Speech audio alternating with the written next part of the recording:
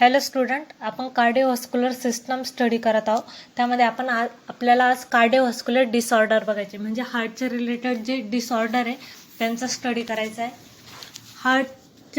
हार्टचे जे डिसऑर्डर आहे त्यामध्ये मेनली डिसऑर्डर ऑफ हार्ट आणि डिसऑर्डर ऑफ ब्लड व्हेसल्स हे दोन टाईप पडतात. हार्टचे डिसऑर्डर म्हणजे हार्टला काही इन्फेक्शन झालं आहे, बॅक्टेरियल इन्फेक्शन झालं आहे किंवा रुमॅटिक जो फीवर आहे त्याचं इन्फेक्शन झालं हार्टला, तर हार्टचं इफेक्ट म्हणजे अफेक्ट होतं. जे वाल्व आहे त्याचं डिफॉर्मिटी होतं, वाल्व व्यवस्थित त्यांचं जे डिफॉर्मिटी झाल्यामुळे जे वाल्व आहे ते काय होणार, क्लोज आणि ओपन व्यवस्थित होणार नाही. वाल्व जर व्यवस्थित काम नाही केलं तर ज्या आयट्रियम आणि व्हेंट्रिकलमध्ये जे म्हणजे मध्ये एक पार्टचं काम करतात, म्हणजे ते मिक्स होऊन देत नाही आयट्रियम मधलं ब्लड व्हेंट्रिकल मधलं ब्लड, तर ते जर वाल्व व्यवस्थित नसेल तर ते काय होणार, ब्लड मिक्स होणार. त्यानंतर कोरोनरी आर्टरी डिसीज आहे, हायपरटेन्शन आहे, कंजेटल हार्ट फेल्युअर आहे, हायपरटेन्शन, त्यानंतर अंजायना पेक्टोरिस, हे सर्व डिसऑर्डर आपल्याला हार्टच्या रिलेटेड बघायचे. त्यामध्ये फर्स्ट आहे रुमॅटिक हार्ट डिसीज. रुमॅटिक हार्ट डिसीज हा काय, कशामुळे कॉज होतो, हिमोलायटिक स्ट्रेप्टोकोकल इन्फेक्शनमुळे. आणि जो बॅक्टेरियल एंडोकार्टिटिस आहे म्हणजे हार्टच्या रिलेटेड आहे, त्यामध्ये नॉन हिमोलायटिक स्ट्रेप्टोकोका आहे. आणि जे रुमॅटिक हार्ट डिसीज आहे त्यामध्ये हिमोलायटिक स्ट्रेप्टोकोकल इन्फेक्शन होतं. जनरली हे मिट्रल वाल्वला म्हणजे बायकस्पाइड वाल्वला, जे लेफ्ट आर्ट्रियम आणि लेफ्ट व्हेंट्रिकलच्या मध्ये जी वाल्व त्याला इन्फेक्ट करतं, आणि पेरिकार्डियमला म्हणजे ज्यात हार्टच्या 3 लेअर आहे त्याला अफेक्ट करतं, त्याला आपण पेरिकार्डिटिस असं म्हणतो. Rheumatic fever is a diffuse inflammatory disease characterized by a delayed response of infection by group A beta hemolytic streptococci. Hemolytic स्ट्रेप्टोकोकायने इन्फेक्शन होतं, affecting the heart, joint, central nervous system, skin आणि subcutaneous. आपल्याला mainly यामध्ये हार्टच्या related बघायचं. Rheumatic heart disease is a chronic condition resulting from a rheumatic fever which involve the layer of the heart that is the pancreatitis. मी आता सांगितलं inflammation झालं पेरिकार्डियमला म्हणजे या हार्टच्या 3 लेअरला, त्याला आपण पेरिकार्डिटिस असं म्हणतो. And it is characterize by scarring and deformity of heart valve. Generally mitral valve that is the bicuspid valve ला अफेक्ट करतात. The commonest valve affecting are the mitral and aortic valve. In that order, however, all 4 valve can be affected. चारही valve affect होऊ शकतात. हिमोलॅक्टिक स्ट्रेप्टोकोकलमुळे infection होतं आणि वाल्वची deformity होते. कशामध्ये, रुमॅटिक heart डिसीजमध्ये. त्यानंतर नेक्स्ट आहे बॅक्टेरियल एंडोकार्टिटिस. बॅक्टेरियल एंडोकार्टिटिसमध्ये काय होतं, a variety of non-hemolytic streptococcal formation of large number of emboli and the consequent effect of pericarditis. यामध्ये पण पेरिकार्डिटिसचा इफेक्ट होतो, म्हणजे ज्या हार्टचे जे वॉल्व आहे त्याला इन्फेक्शन होणार आणि त्यामुळे इन्फेक्शन झाल्यामुळे ते व्यवस्थित पंप करणार का नाही करणार, पंपिंगच नाही झाला हार्टचं व्यवस्थित, तर व्यवस्थित हार्टचं वर्किंग होईल का नाही होणार. Bacterial endocarditis is cause a variety of non hemolytic antibiotics. Incidence of the disease has a considerably and controllable. Infective endocarditis is a serious infection of the endocardium of the heart, particularly the heart valve. म्हणजे हार्टचे valve आहे त्याला काय affect होतं bacterial एंडोकार्डिटिसमध्ये पण. It is associated with the high degree of illness of death in generally occurs in a patient with alter abnormal heart architecture in combination with exposure to a bacterial through. म्हणजे एखाद्या व्यक्तीला जर हार्टचा already काही problem आहे त्याला infection झालं तर generally हे बॅक्टेरियल एंडोकार्डिटिस होऊ शकतं. आणि combination with exposure to the bacteria through the trauma and other potentially high risk activity involving a transient bacteremia. म्हणजे बॅक्टेरियल लक्षात घ्या, बॅक्टेरियल एंडोकार्डिटिसमध्ये नॉन हिमोलायटिक स्ट्रेप्टोकोकायचं इन्फेक्शन होतं, ते पण हार्टच्या वॉलला आणि वाल्व आहे त्याला इन्फेक्ट होतं. मिट्रल वाल्व, ट्रायकस्पाइड वाल्व, त्या वाल्वला इन्फेक्ट होतं. आणि रुमॅटिक हार्ट डिसीजमध्ये हिमोलायटिक स्ट्रेप्टोकोकायचं इन्फेक्शन होतं. हे झाले 2. त्यानंतर नेक्स्ट आपल्याला बघायचं आहे coronary artery disease. Coronary artery disease यामध्ये काय होतं, मायोकार्डियल इन्फ्रॅक्शन. मायोकार्डियल इन्फ्रॅक्शनला सिम्पली दुसरं नाव आहे हार्ट अटॅक. मायोकार्डियल इन्फ्रॅक्शनमध्ये काय होतं,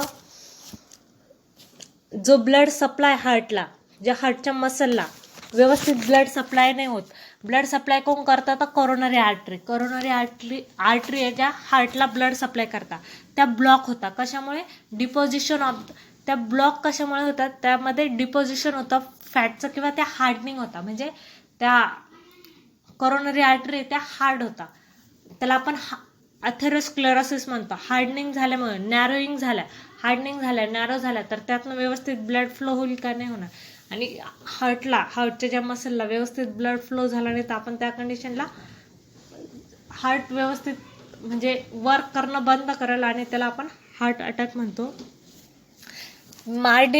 मायोकार्डियल इन्फेक्शनमध्ये मेजर सिम्पटम आहे हेवी पेन होतं सेंटर ऑफ चेस्ट, म्हणजे चेस्टमध्ये पेन होतं हेवी. त्यानंतर लेफ्ट आर्म दुखतो, शॉर्टनेस ऑफ ब्रीथ होतं, म्हणजे श्वास घ्यायला त्रास होतो. त्यानंतर स्वेटिंग येते त्या पेशंटला, रेस्टलेसनेस फॉर्म होतो, nausea, vomiting can be the other symptom of heart attack. Myocardial इन्फ्रॅक्शनमध्ये लक्षात ठेवा, मायोकार्डियल इन्फेक्शन म्हणजेच हार्ट अटॅक. यामध्ये काय होतं, formation of the thrombuses entering in the coronary artery and narrowing the diameter of coronary, म्हणजे narrowing होते, छोटी होते कोरोनरी आर्टरी त्याची साईज, आणि त्यामुळे इन्फेक्शन होतं, व्यवस्थित ब्लड पास होत नाही आणि कोरोनरी आर्टरी हा डिसीज कॉज होतो. त्यानंतर हे व्हेंट्रिक्युलर हायपरट्रॉफी डायग्राममध्ये तुम्हाला दिसणार. व्हेंट्रिक्युलर हायपरट्रॉफी, जे राईट व्हेंट्रिक्युलर हायपरट्रॉफी झाली इथं, त्यामध्ये ज्या व्हेंट्रिक्युलर वाल्व आहे बाहेरची त्याचं काय झालंय, एनलार्जमेंट झाले, तो खूप लार्ज झालाय आणि त्यामुळे जे व्हेंट्रिकल आहे राईट साईडचं ते व्हेंट्रिकल खूप स्मॉल झाले, त्यामध्ये व्यवस्थित ब्लड येणार नाही आणि म्हणजे ॲड्युकेट अमाऊंटमध्ये ब्लड सप्लाय नाही होत आणि ब्लड पूर्ण सिस्टमिक सर्क्युलेशनला पण होणार नाही व्यवस्थित ब्लड सप्लाय. त्यानंतर नेक्स्ट आहे अंजायना पेक्टोरिस.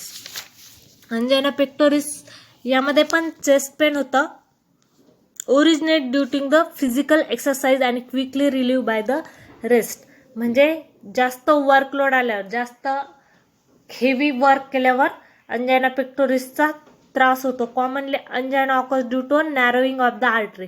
आर्टरी नॅरो झाल्या, म्हणजे ज्या ब्लड सप्लाय करणार आहे त्या that supply the blood to the heart muscle, त्या नॅरो झाल्या due to a fat deposition in the wall of the artery. Fat deposition झालं किंवा ज्यांचं कोलेस्ट्रॉल लेवल जास्त आहे अशांचं म्हणजे फॅट डिपॉझिशन झालं आर्टरीमध्ये, त्यामुळे व्यवस्थित ब्लड सप्लाय होणार का मसलला, नाही होणार, आणि त्या कंडिशनमध्ये अंजायना पेक्टोरिस.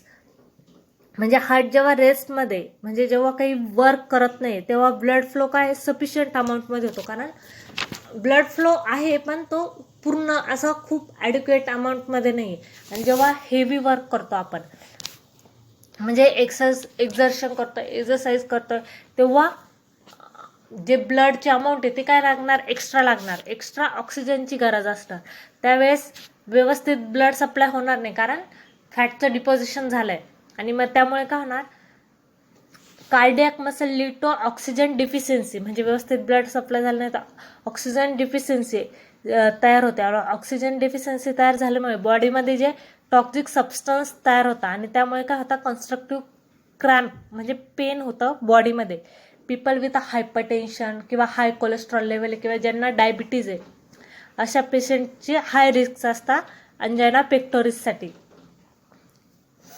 मेजर सिम्पटम काय त्याचा, डल आणि heavy constricting sensation of the centre of chest, आणि डल हेवी पेन होतं आणि typical pain regarding in a नेकमध्ये पेन होतं, शोल्डरमध्ये आणि लेफ्ट आर्ममध्ये, म्हणजे राईट साईड तुमचा लेफ्ट साईडचा खांदा आहे तो पण दुखतो.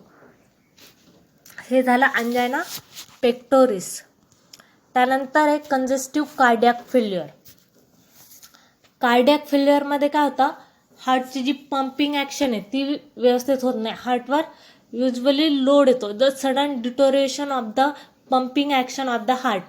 कंजेस्टिव्ह हार्ट फेल्युअरमध्ये clinical syndrome in which heart is unable to pump enough blood to the body to meet its needed to this point of systemic or pulmonary venous return adequately or a combination of the two. Congestive cardiac फेल्युअरमध्ये जे contraction आहे अरोटाचा असो किंवा व्हेंट्रिकलचं ते व्यवस्थित contraction होत नाही.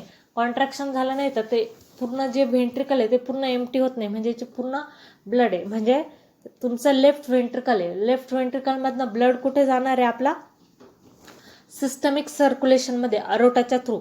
जर लेफ्ट व्हेंट्रिकलमधला ब्लड पूर्ण म्हणजे जेव्हा कॉन्ट्रॅक्ट होतो हार्ट तेव्हा पूर्ण ब्लड जर म्हणजे व्यवस्थित कॉन्ट्रॅक्ट नाही होते, त्यामध्ये काय होणार, पूर्ण ब्लड कुठे साठणार, ते व्हेंट्रिकल निम्म ब्लड जाणार आणि निम्म ब्लड व्हेंट्रिकलमध्ये साठणार. आणि त्यामुळे काय होणार, परत जे दुसरे सायकल राहील त्याला पण काय होणार, लोड येणार आणि हार्टचं जे काय होणार, त्याचं अक्युमुलेशन होणार ब्लडचं आणि त्यामुळे व्यवस्थित पंप नाही करणार आणि कंजेस्टिव्ह कार्डियाक फेल्युअर ही कंडिशन होणार.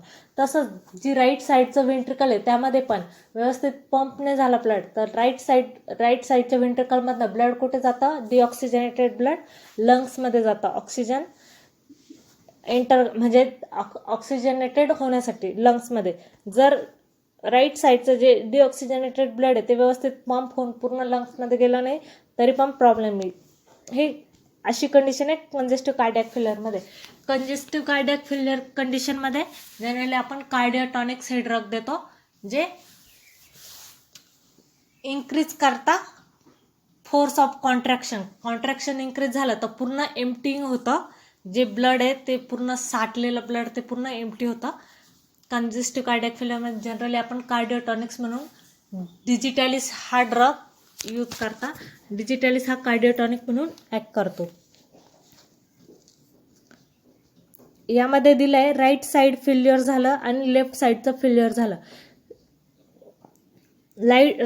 लेफ्ट साईडचं फेल्युअर झालं तर टॅकिकार्डिया ही condition, cough, wheezing, creps in chest आणि टॅकोऑपनिया. आणि राईट साईडचं फेल्युअर झालं तर facial oedema, hepatomegaly, jugular venous enlargement आणि एडेमा ऑफ फीट हे सर्व सिम्पटम्स दिसतात कंजेस्टिव्ह कार्डियाक फेल्युअरमध्ये. हे होते डिसऑर्डर ऑफ हार्ट. असाइनमेंट सर्वांनी कंप्लीट करा आणि गुगल क्लासरूमवर सेंड करा.